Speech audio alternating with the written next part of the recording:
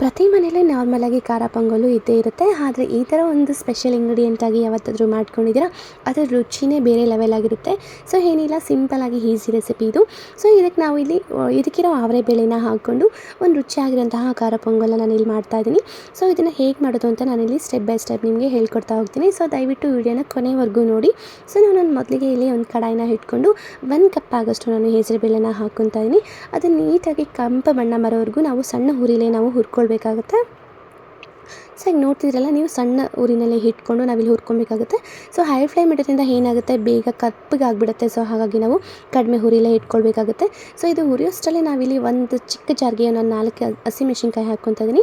ಹಾಗೆ 2 ಇಂಚಷ್ಟು ಶುಂಠಿ ಮತ್ತು 1-2 ಟೇಬಲ್ ಸ್ಪೂನಷ್ಟು ಕಾಯಿ ತುರಿನ ಹಾಕ್ಕೊತಾ ಇದ್ದೀನಿ.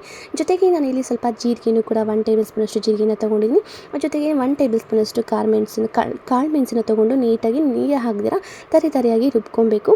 ಇದು ಮಾಡ್ಕೊಳ್ಳೋಷ್ಟರಲ್ಲಿ ಈ ಕಡೆ ಹೆಸರುಬೇಳೆನೂ ಕೂಡ ನೀಟಾಗಿ ಫ್ರೈ ಆಗಿರುತ್ತೆ. ಈಗ ನೋಡ್ತಿದ್ರಲ್ಲ, ಕೆಂಪು ಬಣ್ಣ ಬಂದಿರುತ್ತೆ. ಇದನ್ನು ಸೈಡಿಗೆ ಇಟ್ಕೊಂಡು ಅದೇ ಕಡಾಯಿಗೆ ಸ್ವಲ್ಪ ಎಣ್ಣೆನ ಹಾಕ್ಕೊಂಡು ಬಿಸಿ ಮಾಡಿಕೊಂಡು ಒಗ್ಗರಣೆಗೆ ಸಾಸಿವೆ ಜೀರಿಗೆನ ಹಾಕ್ಕೊಬೇಕು. ಮತ್ತು ಇಲ್ಲಿ ಒಂದು 1/2 ಟೇಬಲ್ ಸ್ಪೂನಷ್ಟು ಕಾಳು ಮೆಣಸನ್ನ ಹಾಕ್ಕೊಂಡು ಒಂದು ಮೆಣಸಿನ್ಕಾಯಿ 2 ಹಾಕ್ಕೊಂಡು ಇದಕ್ಕಿರೋ ಅವರೆಕಾಯಿನ ನೋಡಿ, ಇದಕ್ಕಿರೋ ಅವರೆಕಾಳನ್ನು ನಾನು ಹಾಕ್ಕೊಂಡು ನೀಟಾಗಿ ಫ್ರೈ ಮಾಡ್ಕೊತಾ ಇದ್ದೀನಿ. ಈ ಪ್ರೊಸೀಜರು ಕೂಡ ಕಡಿಮೆ ಹುರಿಲೇ ಇಟ್ಕೊಂಡು ಮಾಡ್ಕೊಳ್ಳಿ, ರುಚಿ ತುಂಬಾ ಚೆನ್ನಾಗಿರುತ್ತೆ. ಸೊ ಇದನ್ನು ನೀಟಾಗಿ ಎಣ್ಣೆಯಲ್ಲಿ ಫ್ರೈ ಮಾಡ್ಕೊಳ್ಬೇಕು. ಅವರೆಕಾಳೆಲ್ಲ ನೀಟಾಗಿ ಫ್ರೈ ಎಲ್ಲ ಆದಮೇಲೆ ನಾವು ಆಗಲೇ ನೀರು ಹಾಕ್ದಿರ ತರಿಯಾಗಿ ರುಬ್ಕೊಂಡಿದ್ವಲ್ಲ, ಆ ಮಸಾಲೆನೂ ಕೂಡ ಇದಕ್ಕೆ ಹಾಕಿ ನೀಟಾಗಿ ಫ್ರೈ ಮಾಡ್ಕೊಳ್ಬೇಕು. ಈ ಥರ ಮಸಾಲೆ ಹಾಕಿ ಮಾಡೋದ್ರಿಂದ ತುಂಬಾ ರುಚಿಯಾಗಿರುತ್ತೆ. ಆ ಲೆವೆಲು ಕೂಡ, ಅದ್ರ ಟೇಸ್ಟ್ ಲೆವೆಲು ಕೂಡ ತುಂಬಾ ಹೈ ಪೀಕಲ್ಲಿರುತ್ತೆ ಅಂತಲೇ ಹೇಳ್ಬೋದು. ರುಚಿಗೆ ತಕ್ಕಷ್ಟು ಉಪ್ಪನ್ನು ಹಾಕ್ಕೊಂಡು ನೀಟಾಗಿ ಫ್ರೈ ಮಾಡ್ಕೊಳ್ಳಿ.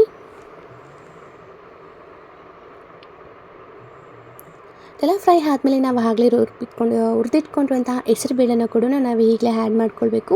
ಈಗ ನೋಡ್ತಿದ್ರಲ್ಲ, ಆಗಲೇ ಹುರಿದಿಟ್ಕೊಂಡಿರುವಂತಹ ಹೆಸರುಬೇಳೆನೂ ಕೂಡ ನಾವು ಇದರೊಳಗಡೆ ಹಾಕ್ಕೊಂಡು ನೀಟಾಗಿ ಒಂದೊಳ್ಳೆ ಮಿಕ್ಸ್ ಮಾಡ್ಕೊಳ್ಳೋಣ. ಹೆಸರುಬೇಳೆನೂ ಮತ್ತು ನೀಟಾಗಿ ಅವರೆಬೇಳೆನೂ ನೀಟಾಗಿ ಎಣ್ಣೆಯಲ್ಲಿ ಫ್ರೈ ಮಾಡ್ಕೊಳ್ಳೋ ಥರ ನಾನು ಕಡಿಮೆ ಹುರಿಲೇ ಇಟ್ಕೊಂಡು ನಾನು ಫ್ರೈ ಮಾಡ್ಕೊಳ್ಬೇಕು. ಇದಾದಮೇಲೆ ನಾವಿಲ್ಲಿ ಮೊದಲೇ ನಾವು ಬಿಸಿ ನೀರನ್ನು ನಾವು ಕಾಯೋದಕ್ಕೆ ಇಡಬೇಕು. ಬಿಸಿ ನೀರನ್ನು ನಾವು ಇಲ್ಲಿ ಹಾಕ್ಕೊಂಡು ನೀಟಾಗಿ ಒಂದೊಳ್ಳೆ ಮಿಕ್ಸ್ ಮಾಡ್ಕೊಳ್ಳೋಣ. ಒಂದೊಳ್ಳೆ ಮಿಕ್ಸ್ ಮಾಡಿಕೊಂಡು ನಾನಿಲ್ಲಿ ನೀಟನ್ನ ಕ್ಲೋಸ್ ಮಾಡಿ ನೀರು ಕುದಿಯೋವರೆಗೂ ನಾವಿಲ್ಲಿ ಕುದಿಸ್ಕೊಳ್ಬೇಕಾಗುತ್ತೆ. ಸೊ ಈಗ ನೋಡ್ತಿದ್ದೀರಲ್ಲ, ನಾನು ನೀಟನ್ನು ಕ್ಲೋಸ್ ಮಾಡಿ ನೀರು ಕುದಿಯೋದಕ್ಕೆ ಇಟ್ಟಿದ್ದೀನಿ. ಸೊ ಇದು ಕೂಡ ನೀಟಾಗಿ ಚೆನ್ನಾಗಿ ಕುದ್ಕೊಳ್ಳುತ್ತೆ. ಒಂದೊಳ್ಳೆ ಮಿಕ್ಸ್ ಮಾಡ್ಕೊಳ್ಳೋಣ.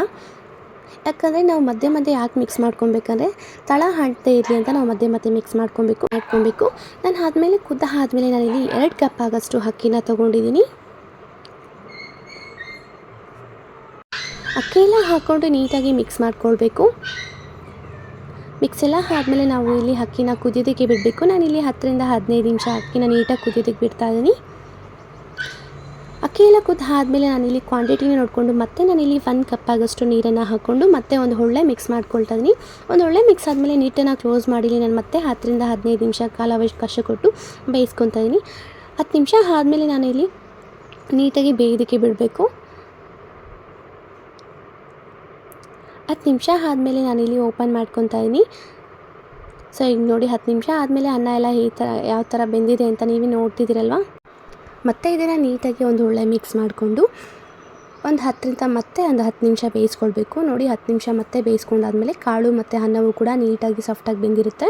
ಸೊ ನಾವು ರುಚಿನ ನೋಡಿಕೊಂಡು ಉಪ್ಪನ್ನು ಹಾಕ್ಕೊಂಡು ನೀಟಾಗಿ ಒಂದು ಒಳ್ಳೆ ಮಿಕ್ಸ್ ಮಾಡಿಕೊಂಡ್ರೆ ಮುಗಿಯುತ್ತೆ. ಒಂದು ರುಚಿಯಾಗಿರೋಂತಹ ಇದಕ್ಕಿನ ಬೇಳೆ ಅವರೆಕಾಳಿನ ಖಾರ ಪೊಂಗಲ್ ರೆಡಿಯಾಗಿರುತ್ತೆ. ಇದು ನಮ್ಮ ಮಕ್ಕಳ ಲಂಚ್ ಬಾಕ್ಸ್ಗಾಗಲಿ ಅಥವಾ ಯಾವುದೇ ಹಬ್ಬ ಅಡುಗೆಗಾಗಲಿ ಮಾಡ್ಕೊಂಡು ತಿಂದರೆ ತುಂಬಾ ಚೆನ್ನಾಗಿರುತ್ತೆ.